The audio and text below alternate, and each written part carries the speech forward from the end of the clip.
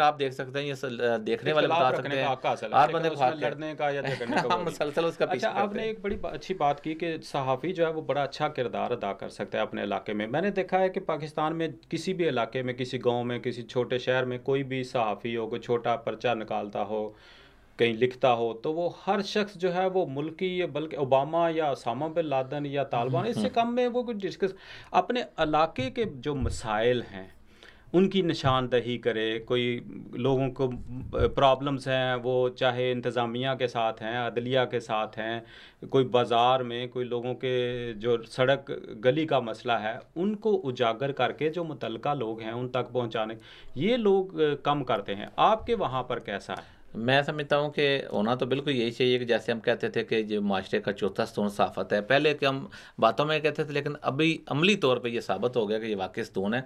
लेकिन जहाँ तक ये मसाइल को उजागर करने की बात है, ये बदकिस्मती ये है कि हर बंदा समझता है कि शायद मेरी वजह से सिस्टम चल रहा है और मैं जो खबर पहुँचानी बड़ी ज़रूरी है। हालांकि हर बंदे का प्लेटफार्म होता है। मेरा काम है, मैं तहसील पे सहाफ़त कर रहा हूँ, बल्कि अक्सर हम बात करते हैं तो हम कहते हैं जो तहसील का सहाफ़ी है उसकी बहुत ज़्यादा ज़िम्मेदारी है।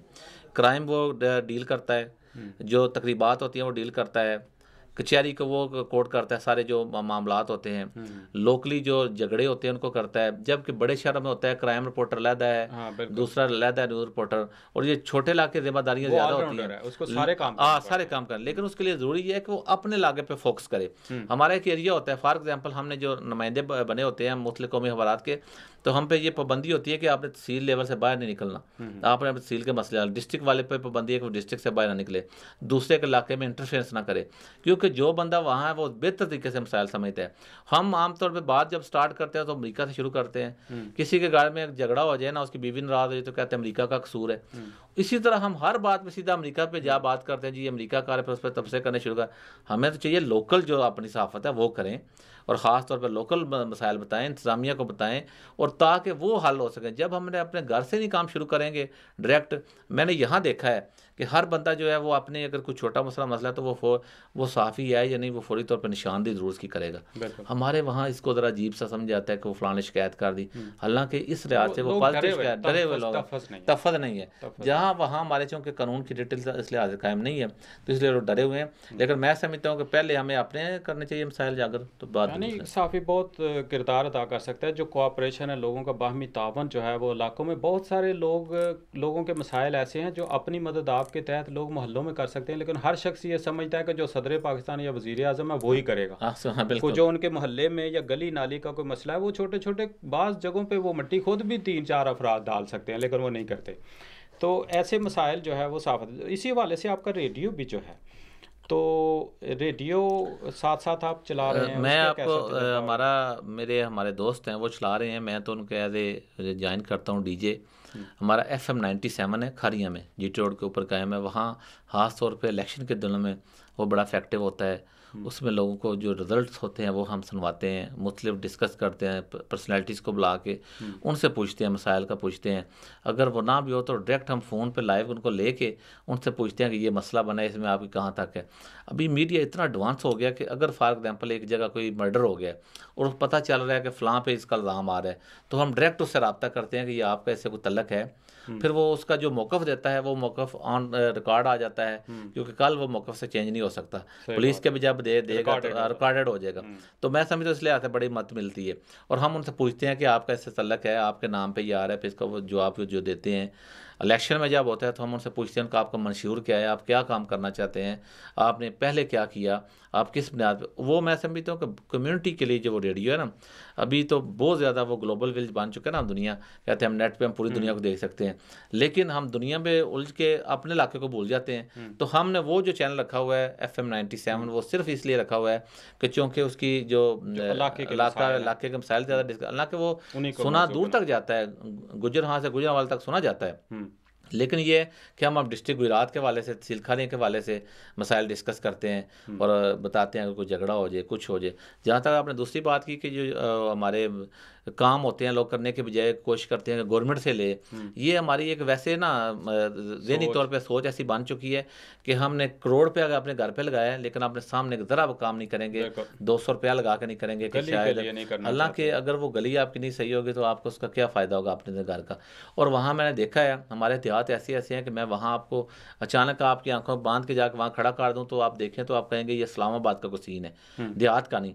लेकिन जब आप देखेंगे तो वो गलियाँ देखेंगे ना तो आपको पता चल जाएगा नहीं वाकई ये कोई तहसील खानिया का इलाका है। गली कोई नहीं बनाएगा, गली नहीं, अपनी कोठी जो है वो करोड़ ठीक है, बिल्कुल लगा। और ख़ास तौर पे उसकी वजह ये है कि मैं समझता हूँ कि अगर वहाँ लोगों में कम्युनिटी सिस्टम जो है ना, जिस तरह के मुख्तलिफ टाउन बने होते हैं देहातों में, आपस में कुछ लोग ऐसे मिसाल दी कौंसल वाले, वो मिल के थोड़े थोड़े पैसे लेके वो गलियों को अच्छी तरह बना सकते हैं, सीवरेज का निज़ाम ठीक कर सकते हैं, उस पर सब मिल के करते हैं। और जिस तरह खालियाँ कैंट है या दूसरी अच्छी जगह हैं वहाँ, तो वहाँ उससे ये फ़ायदा होगा, बीमारियाँ भी कम फैलेंगी, सफाई का इंतजाम भी होगा और आप लोगों को सहूलत भी मिल सकेगी इसकी। अब ये देखें, आप चूँकि एक पढ़ी लिखी शख्सियत है और तजर्बाकार आदमी है, इसलिए मैं आपसे ये एक पूछना चाहूँगा, गो कि आपकी ये कोई ज़ुबानदारी तो नहीं है, कि हम मुसलमान हैं और हमारे जो इस्लाम में जो तलकीन की गई है, हजूर सल्लल्लाहु अलैहि वसल्लम ने हमसाये के बारे में जो कहा कि भाई मोमन वो शख्स मोमन नहीं जो खुद पेट भर कर खाए और उसका हमसाया भूखा हो। बिल्कुल। फिर इस तरह हमसायों के हवाले से कई और हदीस और कई हदायत हमें मिलती हैं। हमें इतनी हदायत के बावजूद हम इतने खुद गर्ज क्यों हो गए हैं कि हम अपने घर को तो साफ रखते हैं, लेकिन साथ में क्या हो रहा है, गली में क्या हो रहा है, इधर क्या हो रहा है, उसके बारे में हमारी इज्तमाही सोच क्यों ख़त्म हो गई है? असल में संजू साहब बात यह है कि हम में ना जो कहते हैं ना मादा प्रस्ती, दौलत प्रस्ती बहुत ज़्यादा आ गई है। और इस दौलत ने जहाँ ना फासले बहुत से लोगों में बढ़ा दिए हैं। पहले जो माशरा होता था उसमें लोग इतने ज़्यादा, अगरचे उनमें हलाकियात बहुत बड़ी होती थी।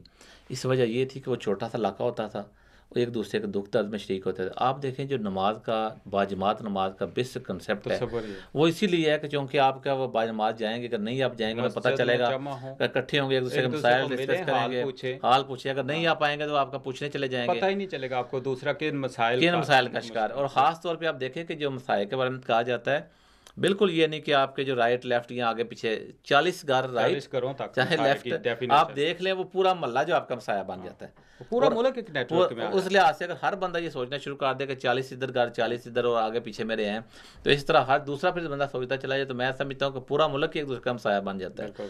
और वो खास तौर पर जो दुख दर्द की तकलीफ बांटने की बात होती थी वो है कि अगर आप उनका पता करते रहें, इसीलिए कहते हैं ना कि अपने मोहल्ले के जो बंदा जाता है जाके एक दूसरे को, जब हम गुजरते हैं ना मोहल्ले में, तो इस्लाम का जो बेसिक कंसेप्ट है तो कहते हैं सलाम उसको करें। ठीक है, इस्लाम का मतलब ये है कि एक दूसरे पे जब आप सलामती भेजते हैं तो डायरेक्ट आप एक तल्लक कायम हो जाता है। जब आपका मोहब्बत का तल्लक कायम हो जाता है, वो बंदा जो आपसे बात नहीं भी करना चाहता या आपसे कोई बात शेयर नहीं करना चाहता, जब आप सलाम करेंगे तो वो वालेकुम सलाम करेगा और साथ ही कुछ बात भी कर देगा। ये देखे ना कितने खूबसूरत इस्लाम का जो तस्वर है। लेकिन ये बदकिस्मती ये है कि हमने उन चीज़ों को पसपुश डाल दिया है।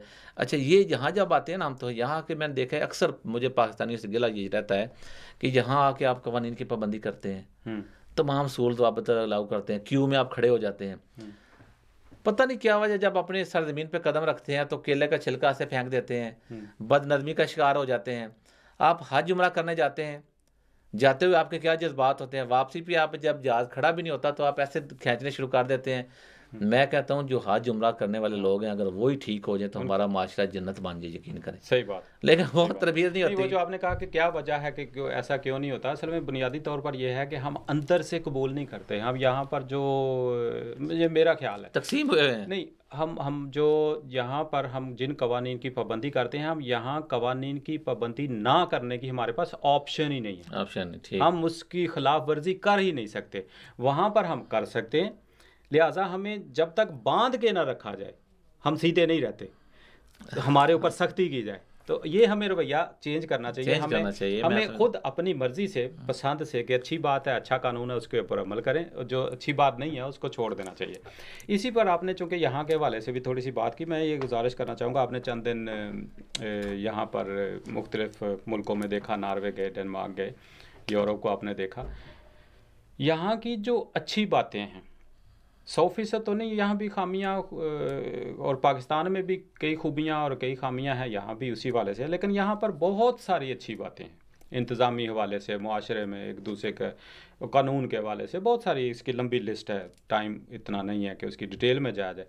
आप क्या समझते हैं कि यहाँ की कौन कौन सी बातें हुकूमती मदद के बगैर, चलो कम अज़ कम अपनी मदद के तहत ही, अपनी मदद आपके तहत ही, या हुकूमती सतह पर भी कौन से ऐसे काम हो सकते हैं कि वहाँ पर मुआशरे में थोड़ा बहुत बेहतरी लाई जा सके? कोई बातें आपने ख़ास ऑब्ज़र्व की हों? यहाँ मैंने देखा है कि लोगों में ना थोड़ा सा कहते हैं कोई काम भी है ना तो सब या वो जोश से होता है या खौफ से होता है। यहाँ मैंने एक देखा है कि यहाँ लोगों को खौफ है इस कानून का, इस डिसिप्लिन का। वहाँ जाके बिल्कुल ये नहीं है। यहाँ मैंने देखा है कि अक्सर मैं दोस्तों के साथ सफ़र करता हूँ, जब इशारा होता है ना, आप यकीन करें गाड़ी खड़ी कर लेते हैं। बल्कि मेरा किस दफ़ा वो इशारा जब सुरख से पीला होता है और फिर बाद में सब्ज़ या सबज से जब जाता है ना सुरख की तरफ, तो मैं कई वक्त ऐसा होता है कि हम गुजर सकते होते हैं लेकिन ये रोक जाते हैं। मुझे उस वक्त पता चल जाता है कि इनके ज़हन पे इन्होंने बहुत ज़्यादा ये रखा हुआ है कि ये ज़्यादा खुशी से भी नहीं इसकी पाबंदी करते, ये डर के भी करते हैं कि अगर ये एक दो दफ़ा हो गया तो उसके बाद हमारा वो लाइसेंस ले लिया जाएगा। ठीक है, हमारे बात देखें माशरे की कितनी खूबसूरती है कि हम वहाँ टॉलरेंस की पॉलिसी है, हम लोगों को नज़रअंदाज भी करते हैं। लेकिन यहाँ के जो अच्छी बातें सीखी हुई हैं उन्होंने, जिस तरह यहाँ पाबंदी करते हैं, अगर यही जाके हर बंदा वहाँ करनी शुरू कर दे तो मैं समझता हूँ किसी चीज़ की ज़रूरत नहीं रहती। यहाँ जो हम कानून से डरते हैं, आपको पुलिस वाला नहीं देख रहा, ठीक है, लेकिन आपने इशारे की पाबंदी की, आपने डस्टबिन में वो चीज़ें डाली, बल्कि एक बच्चा कोई चीज़ खाता है तो वेपन पकड़े रखता है, ठीक है, जब डस्टबिन नजर वो आएगा तो वहाँ जाके फेंकेगा। वहाँ हमारे आप गाड़ियों में जा रहे होते हैं, लोग बाहर छिलके फेंक रहे होते हैं, वहाँ बिल्कुल पता नहीं क्या शौर को क्या हो जाता है। लेकिन देखना ये है कि वही कौम, ये एक कौम जो यहाँ ठीक काम कर रही है वहाँ जाकर ठीक नहीं काम कर रही, बंदा वही है लेकिन उसने दो रूप इख्तियार किए हुए हैं। मैं अक्सर नसन सा मिसाल देता होता हूँ कि हमारा माशरा जो है ना, ये मुनाफकत और दोगली पॉलिसी का शिकार है। उसकी वजह मैं बताता हूँ। आप टीवी पे आप ड्रामे देखते हैं, वहाँ लड़का और लड़की आपस में चाहते होते हैं आपस में शादी करना, उसके दरमियान में जो आता है हम सब लोग उसके खिलाफ हो जाते हैं, ठीक है। Other hand, on the other hand आप जब देखें जब हमारी रियल ज़िंदगी में आपके मोहल्ले में अगर एक लड़का और लड़की आपस में शादी करना चाहते हैं, आपको पता चल गया तो आपका किरदार कितना घरामना होगा। आप उसके वालिद को बताएंगे, पूरे मोहल्ले में उसको करेंगे, जलील करेंगे, ठीक है। यहाँ आप नहीं चाहते अमली तौर पे, अच्छे तरीके से कोई हो सकता है उसको खराब कर देंगे। और जो टीवी है उसमें देख लें, इसलिए ये आपने दिन में देख लिया कि हमारी दोगली पॉलिसी है, बिल्कुल दोगली पॉलिसी की ज़िंदगी और अमली ज़िंदगी में बहुत ज़्यादा फ़र्क रखते हैं। इसी तरह मैं चाहता हूँ कि जो हमारी जनरेशन है, ख़ास तौर पे जो नौजवान बच्चे हैं, उनमें तो तरबियत है लेकिन सिखाना हमने है। यहाँ के बच्चे की जो तरबियत है ना, मैं आप यकीन करें बात छोटी छोटी इनकी बातें ऑब्जर्व करता रहता हूँ। मैं यहाँ एयरपोर्ट पे आ रहा था तो एक मैंने देखा एक खातून के साथ का बच्चा था, तो वो उसको एक दफ़ा उसने मना किया, अंग्रेज़ खातून थी लेकिन उसने ना माना, तो उसके बाद अचानक बच्चा गिर गया। तो आप यकीन करें कि उसने वो बच्चे को उठाया नहीं, वो बच्चा खुद उठाया, रो रो के उसकी तरफ देख के। बाद में जब वो बच्चा खामोश हुआ है तो फिर उसने उसको पकड़ लिया है। उसने कहा कि मैंने आपको पहले भी कहा था कि इस तरह नहीं करना, आपने किया, उसकी आपको सज़ा मिली है। आप देखें यहाँ सज़ा कैसा तस्वर होता है।